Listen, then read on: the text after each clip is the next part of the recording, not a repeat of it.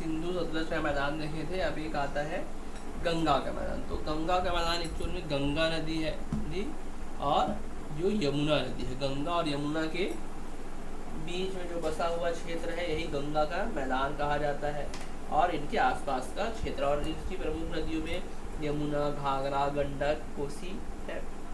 और ये जो नदियाँ काप मिट्टी बहाकर लाती हैं, इनके जमाव से इसका विस्तार हुआ है। और इसका क्षेत्र दिल्ली, उत्तर प्रदेश, बिहार और पश्चिम बंगाल के बहुत बड़े भाग पर है।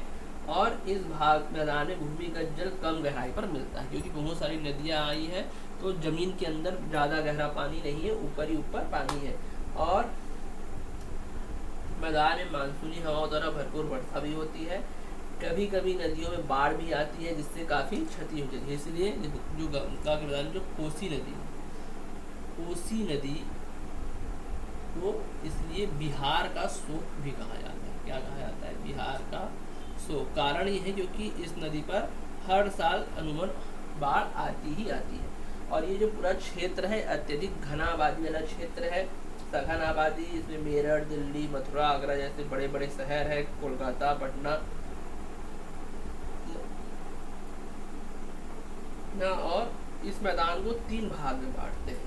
कितने भाग में? गंगा के मैदान को 3 भाग में बांटते हैं। कुछ भागों में देता है बाभर। एक भाग क्या कहलाता है? बाभर। दूसरा कहलाता है तराई। तीसरा होता है बांगर, तराई, बांगर। और चौथा होता है खादर। गंगा के मैदान को 4 भागों में बांटा गया है, बाबर, तराई, बांगर और घाघर। तो बाबर क्या होता है? जो शिवालिक की तलहटी में, शिवालिक मतलब हिमालय पर्वत की जो निचली श्रेणी है, उसकी तलहटी में नदियाँ पर्वत से नीचे उतरते समय छोटे बड़े चट्टानों का टुकड़ों का जमाव कर देती है। इस भू आकृति को क्या कहते हैं? बाबर कहते हैं। और इस क्षेत्र में पानी पत्थरों के जमाव के नीचे से बहता है। जो छोटे छोटे पत्थर के टुकड़े हैं, इनके नीचे पानी का जमाव रहता है। हरे टुकड़े कहाँ से आते हैं? पर्वतों से। तो ये क्या कहलाता है? हमारा भाभर कहलाता है। दूसरा चीज होता है हमारा तराई।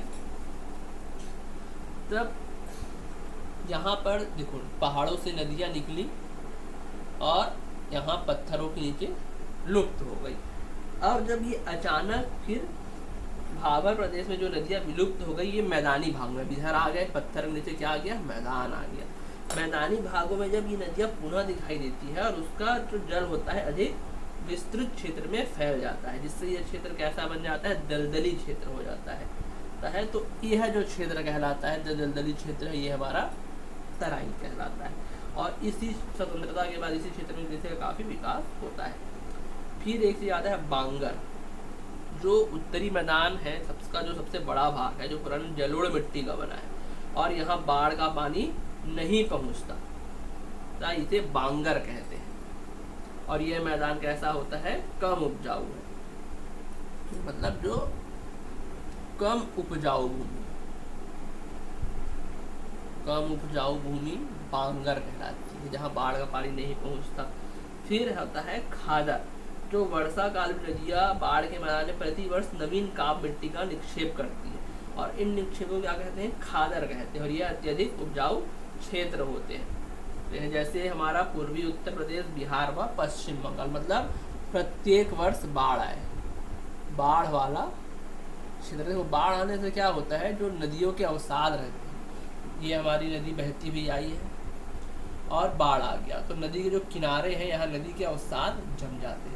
बार बार नदियों के अवसाद जमने से क्या होता है? मिट्टी की उपजाऊ शक्ति बढ़ती जाती है। और जहाँ पर बाढ़ नहीं आता वहाँ पर मिट्टी के अवसाद नहीं जमते, जिससे क्या होता है? उपजाऊ शक्ति कम होती जाती है। फिर एक मैदान आता है गंगा के बाद हमारा ब्रह्मपुत्र का मैदान। तीसरी प्रमुख नदी थी हमारी ब्रह्मपुत्र का नदी, तो ब्रह्मपुत्र का मैदान। तो ब्रह्मपुत्र का मैदान मुख्यतः हमारा कहाँ देखने को मिलता है? पूर्वोत्तर भारत, क्योंकि ये मुख्यतः चीन से बहती हुई आती है। मतलब ब्रह्मपुत्र नदी, जिसको चीन में क्या कहते हैं? यारलुंग सांगपो कहते हैं। क्या कहते हैं इसको? यारलुंग सांगपो कहते हैं। सकते हैं। और इस नदी मैदान का जो प्रमुख नगर जो भारत में पड़ता है वो क्या है, गुवाहाटी है। यह गंगा नदी और ब्रह्मपुत्र नदी दोनों मिलकर क्या करते हैं, पश्चिम बंगाल में विश्व का सबसे बड़ा डेल्टा बनाते हैं, जिसे सुंदरबन डेल्टा कहते हैं। तो ब्रह्मपुत्र का मैदान कहाँ है हमारा, पूर्वोत्तर भारत में।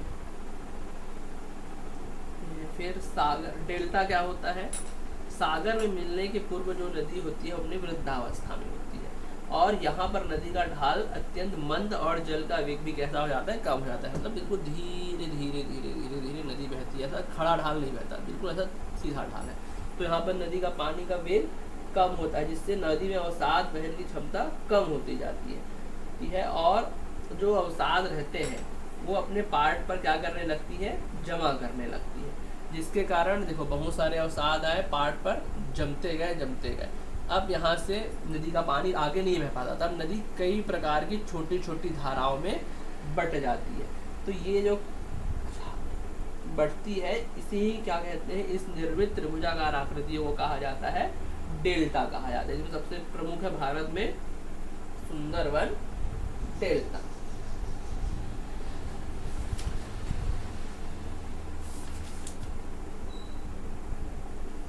तो ये थे मैदानी क्षेत्र गंगा के, ब्रह्मपुत्र के, और पहले देख चुके थे हम सतलज के।